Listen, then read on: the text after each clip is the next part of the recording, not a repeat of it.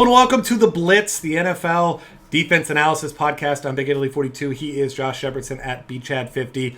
And we're talking about, of course, upcoming week 9 in the NFL. I guess technically we're exactly halfway through 17-week season because it's midweek after week 8. So the Denver Broncos for this week facing off against the Indianapolis Colts, who it doesn't matter who they're facing at this point. I mean, we saw them absolutely manhandle Aaron Rodgers. As you mentioned here, 77 yards from Aaron Rodgers, and NFL MVP Aaron Rodgers against this team. Granted, this game's on the road and not in Denver, but Andrew Luck just got finished throwing 3 interceptions against the Panthers. Could have easily been more than that as well. But yeah, the Kuechly drop in the end zone late in the game. I mean, that should have been picked for to end the game, but yeah. Yeah, I mean, it's the Broncos, and like you mentioned here, $3,000 on DraftKings. I mean, I'm all for Christmas presents, but it's the first week in November. We don't need it yet, and I mean, there's going to be so much overlap in these cash games on DraftKings, as there usually are, but I mean, it's pretty much if you're not playing the Broncos in your cash games on DraftKings, just don't play. Yeah, I feel uncomfortable with my ownership projections because I feel like they should be higher, but I've just never seen higher ownership rates than what I'm projecting at this point. But at $3,000, I mean, this is going to be unprecedented ownership for a defense, most likely, or at least it should be if you're an intelligent gamer and you want to take advantage of a great matchup, you want to take advantage of a great price point, you want to take advantage of a defense that basically leads the way in every notable category with the exception of turnovers. And they're only a top 5 defense in terms of forcing turnovers as well. But no team's allowing fewer points per game. No team has more sacks than they do. And no team is allowing fewer yards per play than the Broncos this season. So, I mean, they are as elite gets. And they're facing a Colts lineup that's led by Andrew Luck, who's looked like hot garbage this year. I mean, there's no other way to put it. He's been bad this year, whether it's injury, whether it's regression in his play. I don't care what the reasoning is. He hasn't been good, and the Broncos just made a MVP caliber player look like hot garbage. So I can only imagine what they're going to do against a quarterback who's been struggling this year. I mean, they held the Packers to 140 yards at 3 yards per play. That is unbelievable. Not only just because of how good the Packers are, but to hold any NFL offense to that kind of yardage per play in today's NFL with as tightly the game is and as many advantages as the offense holds, it's just remarkable.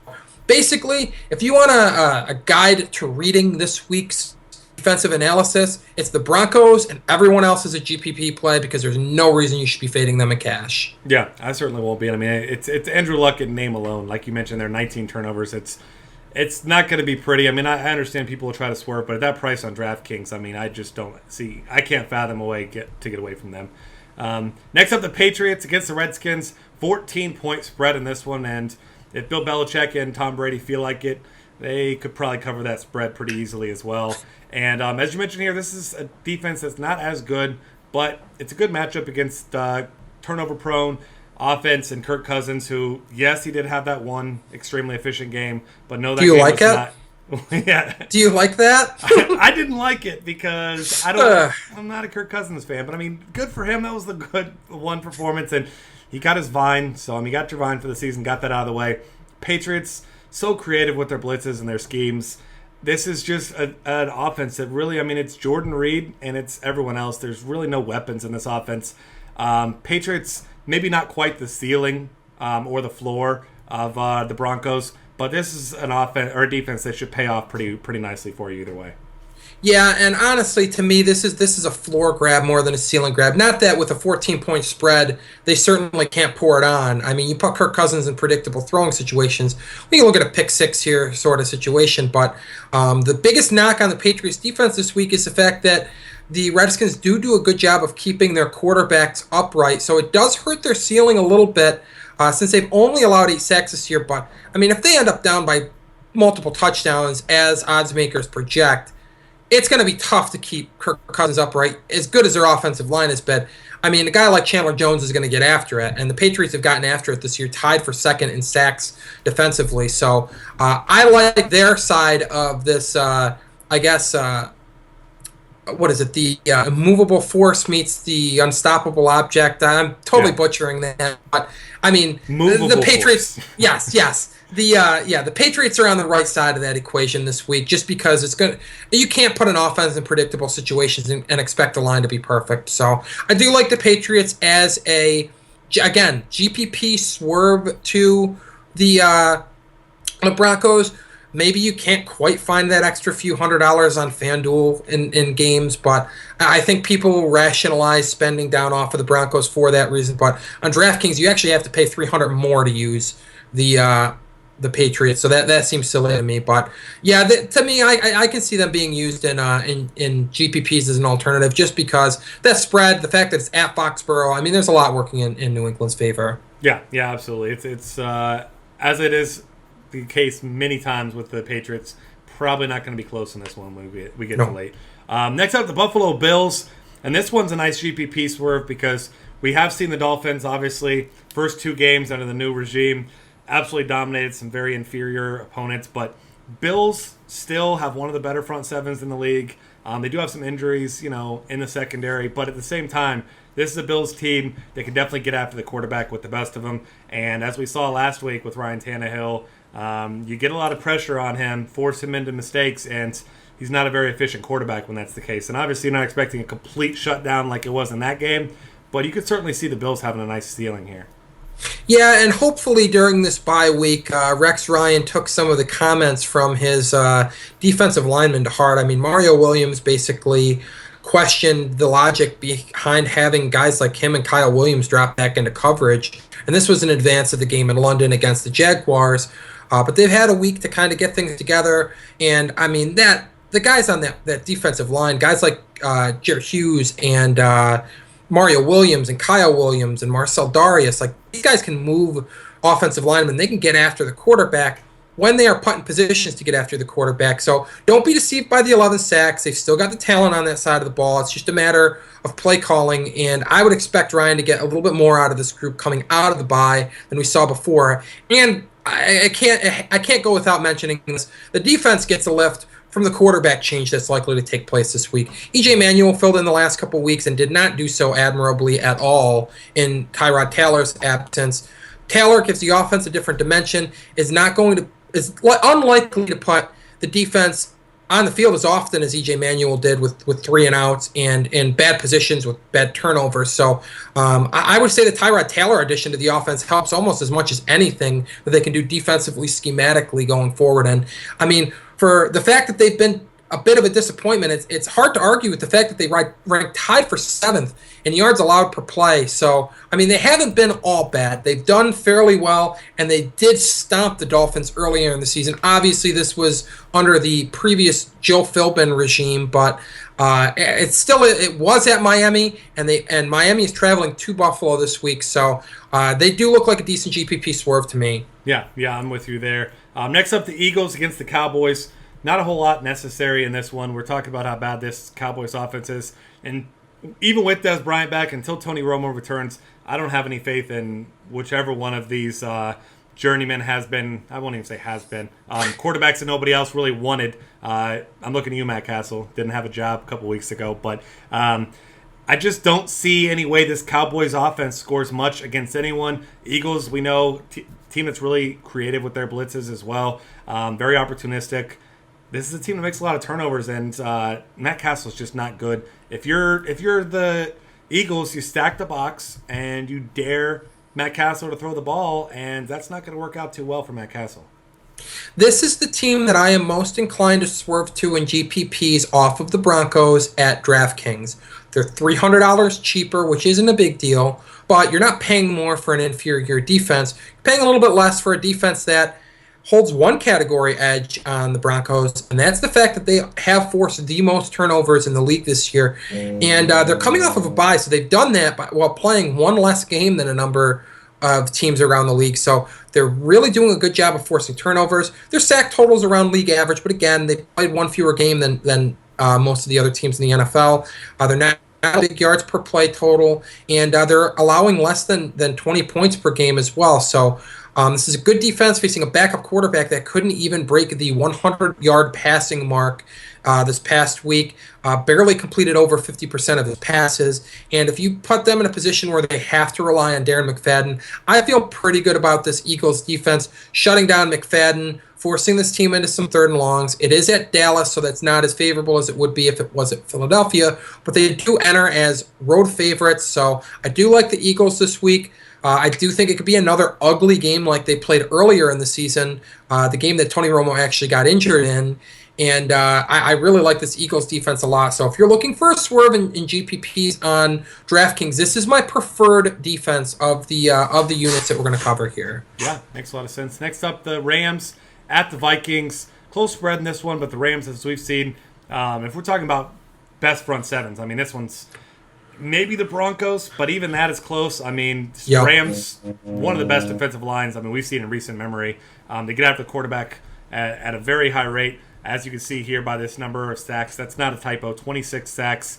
They give you a nice high floor, and they've got a ceiling. This isn't a Vikings team that makes a ton of mistakes, but they also don't score a ton of points. So, Nope. really, I mean, it's Adrian Peterson between the 20s. You've seen some Stephon Diggs, but there's really no one else you worry about. This isn't a very complete offense. So, I don't mind targeting the Rams against anything but the most elite, and even there, I would still throw them in a GBP because they're one of the better defensive units in all of football in any matchup.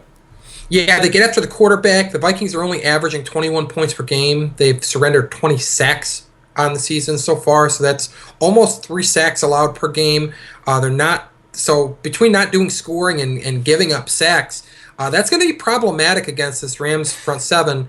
And the fact is, this game has the lowest over/under total on the week at just 40 points, and it's a pretty wide margin between that and the next closest game, which is 4 points away. So, I mean, this is a game where the Rams do have a high ceiling. I don't love their salary on FanDuel. 35 is okay on DraftKings.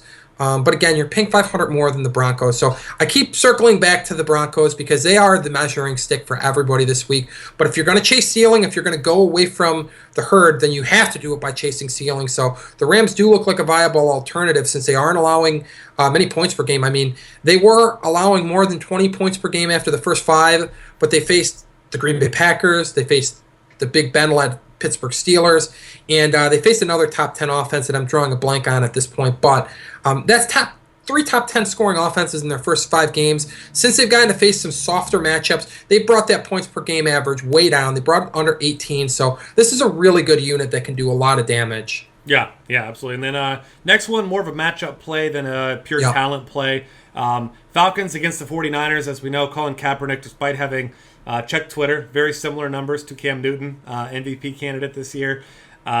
This entire team is just such a mess right now. The offense can't score points. Anquan Bolden's banged up. Carlos Hyde's banged up. Maybe we don't see either one of them again. Now Reggie Bush out. I mean, there is just no weapons on this offense. Quentin Patton is about the best weapon that they have now. Vernon Davis out of town, gone to the Broncos. The Falcons are a defense that, well, we're talking about not supremely talented, but in this type of matchup, all you have to do, bend but not break, and Blaine Gabbert's going to break himself. Yeah, I mean, this is an offense that is averaging less than 14 points per. They're not even scoring 2 touchdowns a game with successful PATs. So this is an offense that's been sputtering, to put it mildly, all year. And the fact that they feel that turning to Blaine Gabbert as a starter is an upgrade pretty much tells you all you need to know about the state of affairs in San Francisco right now. I don't mind that the Falcons are on the road. I don't mind that they have lost to their last 3 games because Blaine Gabbert is pretty much a cure-all for everything that is ailing you as a team.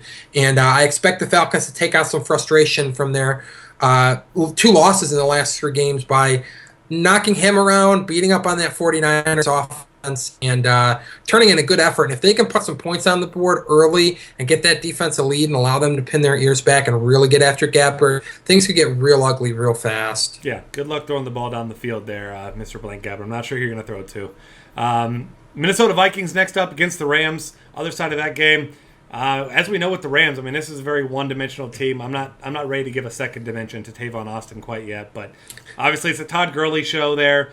If you're an opposing defense, you really have no choice but to try and stack that box, slow down Todd Gurley, hope he doesn't break a long run. Good luck with that anyway, as we've seen last week. still a pretty tall task for anyone to slow this guy down. He looks just absolutely incredible. Tavon Austin, let him get his gadget plays. Try to take Todd Gurley out. And even when both those guys are working, as they were last week, this team still just does not score a lot of points. And when Nick Foles is forced to throw the ball, that spells good things for opposing defenses. Yeah, I mean, as good as Gurley's been, and he's been fantastic, when you're relying on the running game to carry you in the year 2015, your offensive ceiling simply is not as high as a lot of offenses around the league. And unsurprisingly, the Rams are averaging just 19.3 points per game this year, and that's despite some really good performances from Todd Gurley. It's almost scary to think what's going to happen when Gurley has an off game and Foles is stuck airing it out. And this is the type of defense that could present the Rams that problem. They're only 11.4 points per game this year. That's the second fewest points allowed per game. And the Vikings have been good. They're at home. They're a 2.5-point favorite. Again, this game has the lowest over-under total on the week. So you take a team that's favored at home in a game with the lowest over-under total, you're elevating your ceiling and floor immensely.